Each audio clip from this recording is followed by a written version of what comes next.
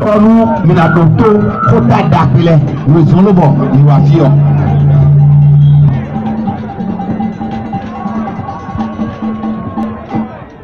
Anganya ọmọ de kuku le talo.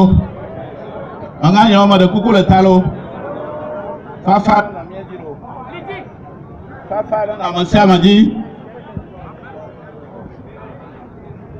Kɔku mi dakpare. Ebi dakpare wɔ mi gba kpɔ ne o. Yàtọ̀ di nínú ẹ̀. Kọ̀kú bẹ gbé ayà bẹ àdẹ̀gbẹ̀ ní ìtọ́ ní dàkọ́dẹ́ ní ọjọ́ kọ̀kú lílo. Ẹ mọ̀ kọ́ à, wọ́n bẹ má dọ̀gbẹ̀ náà mi, adówe sọ náà mọ̀ sí àmọ́, àmọ́nà tó wẹ̀dẹ̀ mọ̀, àmọ́nà tó kọ̀rẹ́yà, àmọ́nà tó màkọ́, àmọ́nà tó yàtọ̀ gbó. Kó mọ̀ tọ́ náà lè fi ọ platọ́ àti ẹ̀mọ̀ tọ́ kékeré náà wà fi ọ àmọ́lẹ́ tó gbẹ̀ náà. Ẹ̀yìn àná máa gbọ̀ tí wọ́n máa dá pẹ́ lọ́dọ̀ àpẹ́ kàmọ̀jádò ìjẹsì fífájé ìyànjẹsì fífájé ó tó tọ́kùn yóò tó ìdárẹ̀ fífájé yé mọ̀ náà fi máa kẹ́kẹ́ náà kẹ́kẹ́ náà rẹ̀ sàárẹ̀ kọ́ bí wọ́n gbàgbọ́ bá bẹ́lẹ̀ kẹ́lẹ́ fi àkàdé mọ́ àmọ́ náà sèyàn má gà mọ́ wa ó sì yé mi ẹ̀dùn tó ṣùgbọ́n ó fà péré yàmádé obi ọ̀tọ́gbó bẹ́ẹ̀. Ẹ̀yin anábá náà yóò yà yóò má pọ̀ nkpẹ́lẹ́ mọ̀ yé máa wọ̀ yé máa kọ̀ nínú pé fún un lọ́dọ̀ yóò bá pẹ́rẹ́ mi lò yàdúrà lọ́nà mi yìí. Ẹgbẹ́ akọ̀kú bẹ́ n'ụlọ yìí kaka wá tọ́rọ náà gbé kọ́ náà gbódò mọ́. Nyọ́ àmọ́ ní dàkọ́dọ̀ kọ̀kú wá fi kàkọ́kú wá yẹlẹ̀ nùkà ọ̀nà ó bẹ́ nu député. Mi yàrá kẹ́ jọ̀rọ̀ à yẹ́nà mi tsọ́ député wọ̀ ẹ̀ mọ̀ jẹ́ fi ma àmọ́ ó bẹ́ máa nọ bí lóhùn.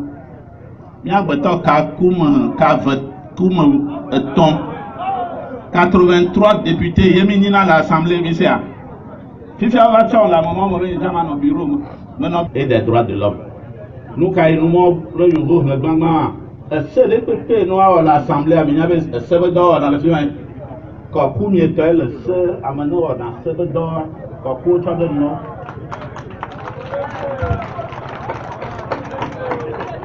Lona kɔku dina be ya assemblée a nunti na dina be bi ne be ya yi no wa yi ma sebe dɔ ye me kpla alo yi nya be yi me yi mécanicien o de nye me yi tela o nye me nya afɔ kpatɛ si kaka o me kɔ da de o do dɔ ne me kpla dɔ ne mi tu fe na nu wa ye nyi be ma yi place le ko atsɔ si afɔ ame do le ko atsɔ tse. Eve gbɔn yi be de député wa edumafɔɖotetɔwo ni edumafɔɖotetɔwo wa yi wɔ contrôle ne gouvernement akɔ be gouvernement de edɔ tɔ ne yi wotɔ da asi ne gouvernement le wɔ tutu ma enuma eve ne député wɔna ye ma be wa gbe. Sur deux tests.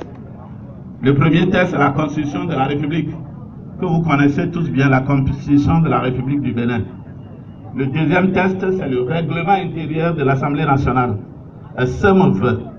Voilà les deux tests sur lesquels repose le travail à l'Assemblée nationale. Que font les députés? Les députés se réunissent souvent en session qu'on appelle session extraordinaire. Et après, il y aura quelle session? Session ordinaire. Donc, il y a d'abord les sessions extraordinaires, puis les sessions ordinaires. Les sessions ordinaires, conformément à l'article 87 de la Constitution, se réunissent de plein droit en deux sessions ordinaires par an.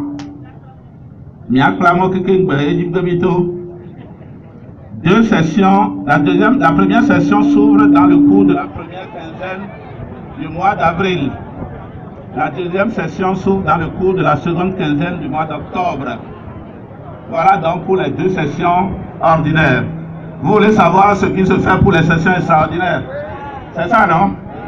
Bien, les sessions ordinaires extraordinaire, conformément à l'article 88 de la Constitution, est convoquée. Les sessions ordinaires sont convoquées en session extraordinaire par le président de l'Assemblée nationale sur un ordre du jour précis, déterminé à la demande du président de la République ou à la majorité des députés à l'Assemblée nationale.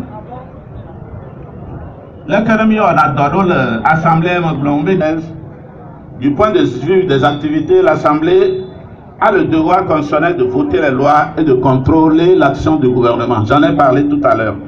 Les lois, qu'est-ce que c'est? Au cours de la période sous revue, l'Assemblée nationale a examiné plusieurs dossiers qui peuvent être regroupées en deux catégories, à savoir les lois ordinaires, qui sont au nombre de 13, les lois extraordinaires, ou bien les lois portant autorisation de ratification, qui sont au nombre de 23. Les lois ordinaires, je peux vous citer quoi?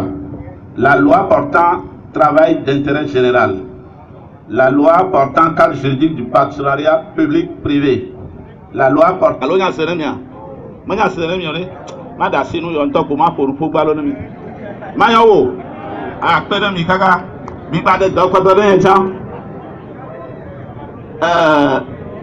Seno dans la série de l'Assemblée, se avait.